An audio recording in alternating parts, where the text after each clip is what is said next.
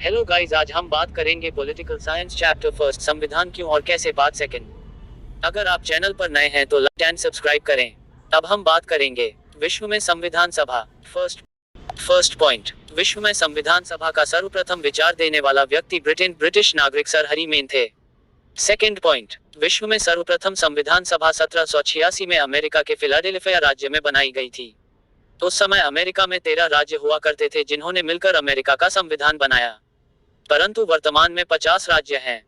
Third point, इसके बाद 1789 में फ्रांस में संविधान सभा बनाई गई। फोर्थ पॉइंट, फ्रांस में प्रथम संविधान 1793 में लिखा। अब हम बात करेंगे क्रिप्स मिशन।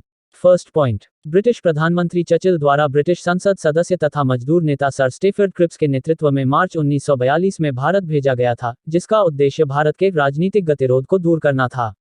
सेकेंड पॉइंट, हालांकि इस मिशन का वास्तविक उद्देश्य युद्ध में भारतीयों को सहयोग प्रदान करने हेतु उन्हें फुसलाना था।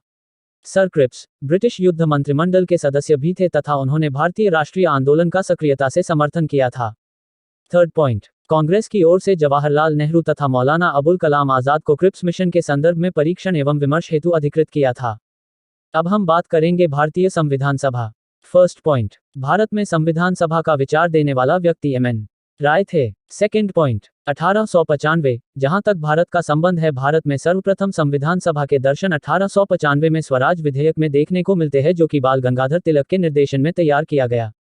थर्ड पॉइंट, 1922 में महात्मा गांधी पहले व्यक्ति थे जिन्होंने संविधान सभा का भाषण दिया था। फोर्थ पॉइंट, 1924 में संविधान सभा की मांग करने वाला सर्वप्रथम व्यक्ति 1924 ईशून्य में पशून्य मोतीलाल नेहरू थे। इनके पिता का नाम दादा गंगाधर नेहरू, जो 1857 की क्रांति के दौरान दिल्ली के लाल किला के कोतवाल थे। कोष्टक। फिफ्थ पॉइंट, 1924 और 1934 में स्वराज दल पहला राजनीतिक दल था जिसमें संविधान सभा की मांग 2 बार की गई, 1924 और 1934 में।